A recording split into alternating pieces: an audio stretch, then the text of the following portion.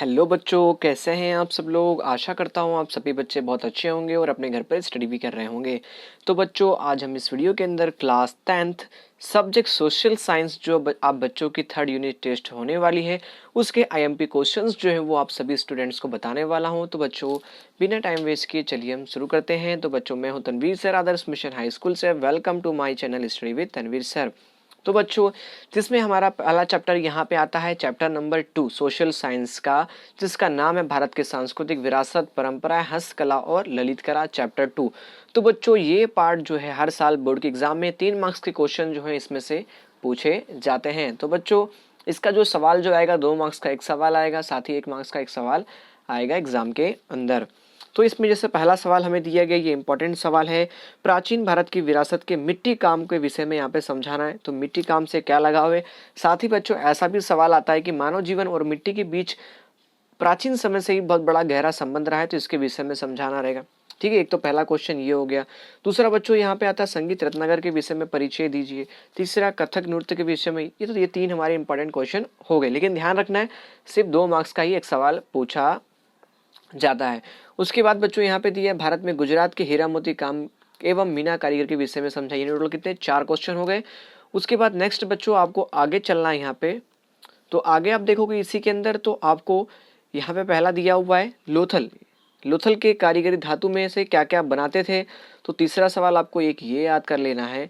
साथ ही आपको हड़प्पा के लोग मिट्टी के बर्तनों पर कौन कौन सी आकृतियां बनाए करते थे।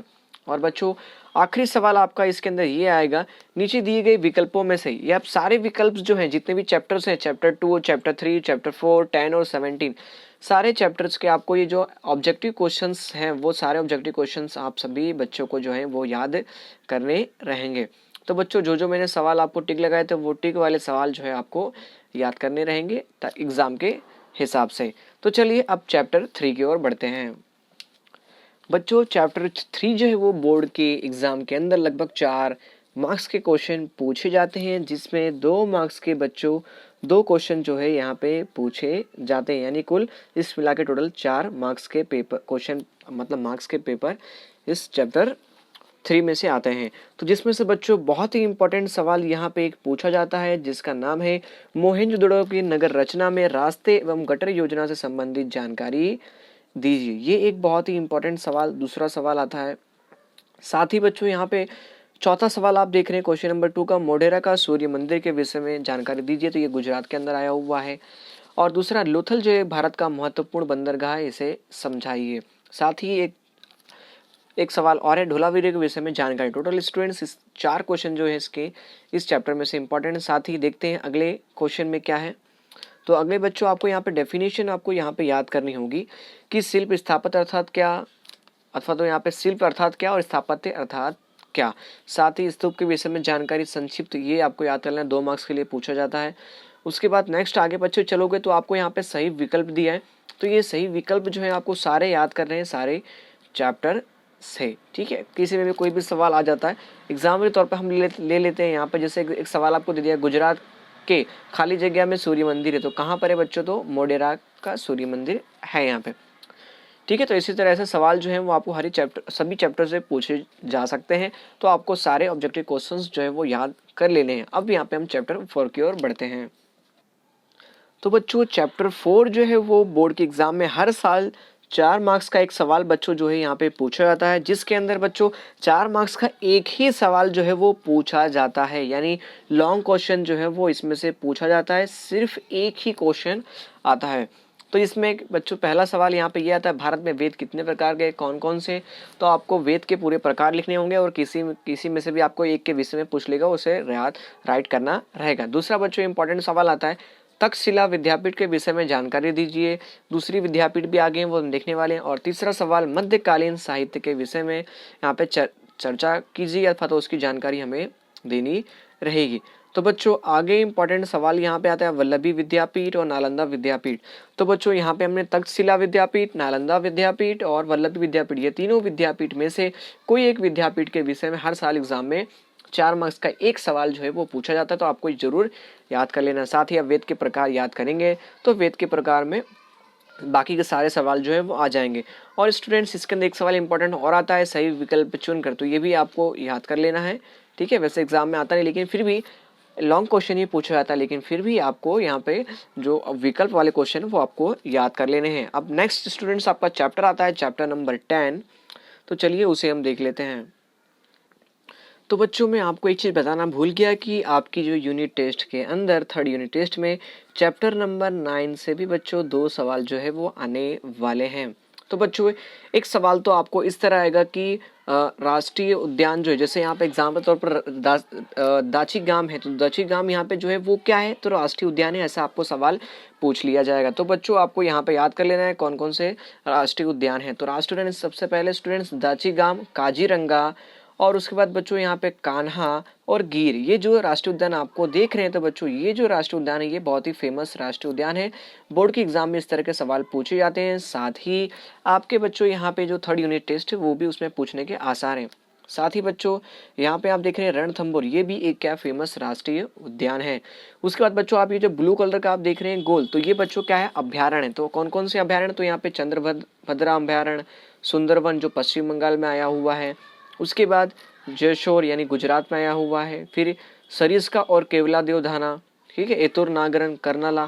तो ये जो है बच्चों आप देख रहे हैं यहाँ पे ये सब सारे जो है क्या है, फेमस हैं। साथ ही पेरियर राष्ट्रीय उद्यान, तो ये फेमस क्या है, अभ्यारण्य है। उसके बाद पक्षी अभ्यारण्य, यानी आप जो स्टार देख रहे हैं यहाँ पे पिंक कलर के, वो पक्षी अभ्यारण्य है, वहाँ पक्षी वहाँ पे रहते हैं। तो आपको ये इसमें से एक सवाल पूछा जाता है। साथ ही नक्शे में आता है कि किसी भी एक राष्ट्रीय उद्यान को नक्शे में यहाँ पे क्या करना है, उसे नाम निर्देशित क्या करना, दर्शाना है। या तो किसी इंडिविजुअल आपको नाम पूछ लिया, काजीरंगा राष्ट्रीय उद्यान को मैप में दर्शाइए, तो इस तरह का बोर्ड में सवाल आ जाता है। साथ ही आपके यूनिट टेस्ट में भी आने वाले हैं, इसलिए मैं आपको बता रहा हूँ बच्चों। और बच्चों एक चीज़ आपको और याद कर लेना है कि भारत में कुल कितने राष्ट्रीय उद्यान है। तो यहाँ पे हमने देखे, यहाँ पे भारत के अंदर कुल 531 क्या है, अभ्यारण्य है, जिसमें से राष्ट्रीय उद्यान 103 है, जिसमें जैव आरक्षित क्षेत्र जो है वो 18 है। गुजरात के अंदर एक जैव आरक्षित क्षेत्र है, जबकि राष्ट्रीय उद्यान 4 है और अभ्यारण्य जो है वो 23 है गुजरात के अंदर। तो ये संख्या आपको याद कर लेनी है। तो बच्चों चैप्टर 9 में से 2 मार्क्स का एक सवाल पूछा जाएगा, जिसमें पहला सवाल इंपॉर्टेंट है, जंगल के विनाश के कारणों के विषय में समझाइए। तथा आप यहाँ पे एक सवाल ऐसा भी पूछा जा सकता है, वन्य जीव विनाश के कारण सविस्तार में समझाइए। यहाँ पे इस तरह का सवाल भी पूछा जा सकता है। दूसरा बच्चों, वन संरक्षण के उपाय, यानी वन को आप किस तरह बचा सकते हो, उसके लिए क्या क्या उपाय कर सकते हो ये। आखिरी तीसरा इंपॉर्टेंट सवाल बच्चों यहाँ पे ये आता है, वन्य जीवों के संरक्षण के विविध योजना के विषय में वर्णन करना है। ठीक है, और बच्चों यहाँ पे एक कारण पूछा था, गुजरात में पहले किस स्थान पर बाघ देखने को मिलते थे। ऐसे छोटे सवाल भी आ सकते हैं। साथ ही बच्चों आपको ऐसे सवाल पूछे जाते हैं यहाँ पे आगे कि अभ्यारण्य अर्थात क्या, नल राष्ट्रीय उद्यान अर्थात क्या। ठीक है, तो ये दो ये भी इंपॉर्टेंट है, तो आपको इसको क्या करना है, टिक मार्क कर लेना है। अभ्यारण्य अर्थात क्या, राष्ट्रीय उद्यान अर्थात क्या, इसकी डेफिनेशन पूछी जाती है। साथ ही आप यहाँ पे जो देख रहे हैं आप विकल्प वगैरह, वो तो आपको सभी चैप्टर के बच्चों क्या करना है, याद कर लेना है। तो इस तरह बच्चों चैप्टर 9 के भी क्वेश्चन आंसर जो होते हैं वो क्या होते हैं, हमारे फिनिश होते हैं। साथ ही चैप्टर 9 जो है वो बोर्ड के एग्जाम में इसमें भी 4 मार्क्स के सवाल जो हैं वो पूछे जाते हैं। अब बच्चों यहाँ पे हम चैप्टर 10 देखने वाले हैं। तो बच्चों चैप्टर 10 जो है वो बोर्ड के एग्जाम में हर साल 5 मार्क्स के क्वेश्चन इसमें से पूछे जाते हैं, जिसमें बच्चों 3 मार्क्स का एक सवाल पूछा जाता है और 2 मार्क्स का एक सवाल पूछा जाता है। तो आपके थर्ड यूनिट टेस्ट में भी इसी तरह 2 मार्क्स का एक सवाल पूछा जाएगा, साथ ही 3 मार्क्स का एक सवाल पूछा जाएगा। तो जिसके अंदर बच्चों यहाँ पे पहला आता है इंपॉर्टेंट क्वेश्चन, कृषि के प्रकारों के टिप्पणी लिखिए, कुल कितने प्रकार हैं कृषि के, उसके बारे में समझाना है। साथ ही दूसरा इंपॉर्टेंट सवाल, भारत में कृषि क्षेत्र में हुए संस्थागत सुधार अथवा तो टेक्निकल सुधार के विषय में यहाँ पे विस्तृत मतलब बताना है। उसके बाद आगे का इंपॉर्टेंट सवाल है, भारत में गेहूं की फसल का सविस्तार वर्णन कीजिए, ये आता है।